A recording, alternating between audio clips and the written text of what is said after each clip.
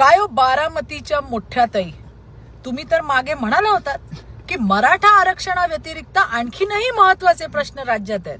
आठवत नसेल ना तर ही स्मरणगोळी तुम्हाला मी देते. पवार साहेब दोनदा नाही 4 वेळा मुख्यमंत्री होते.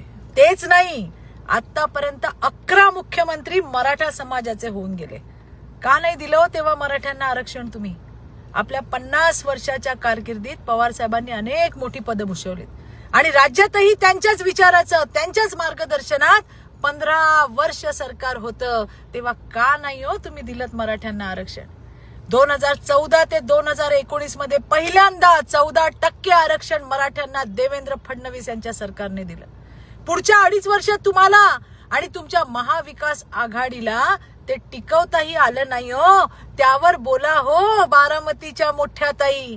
पुन्हा महायुतीचं सरकार आलं आणि मुख्यमंत्री एकनाथ शिंदेच्या नेतृत्वात पुन्हा एकदा 10% आरक्षण मराठा समाजाला दिलं.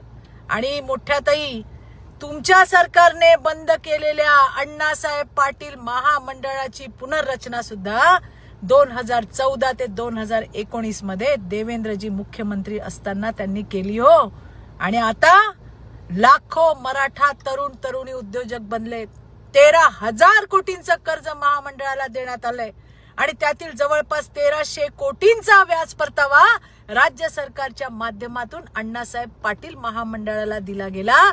जे महामंडळ मराठा समाजाच्या तरुणांसाठी होतं ते तुमच्या सरकारने बंद केलं. तुम्ही त्यावेळेला कुठे होतात हो मोठ्या ताई बारामतीच्या? इतर समाजाप्रमाणे मराठा समाजातील विद्यार्थ्यांना शिष्यवृत्ती मिळाली पाहिजे या हेतूने बार्टीच्या धर्तीवर सारथी महामंडळ स्थापन करण्यात आलं. अरे तुमचं एकच लक्ष, समाजाची घडी विस्कटवायची आणि त्याचं खापर देवेंद्रजींवर फोडायचं. लक्षात ठेवा, काल आंदोलकांनी तुमच्या तोंडावर सांगितलं मराठ्यांचं वाटोळं पवार साहेबांनी केलं. हे सत्य आहे. आरक्षण न देता तरुणांची माथी भडकवली, त्याचे पडसाद आहेत हे मोठ्या ताई बारामतीच्या. आणि सगळ्यात महत्वाचं, मोठ्या ताई, तू इधर उधर की बात मत कर.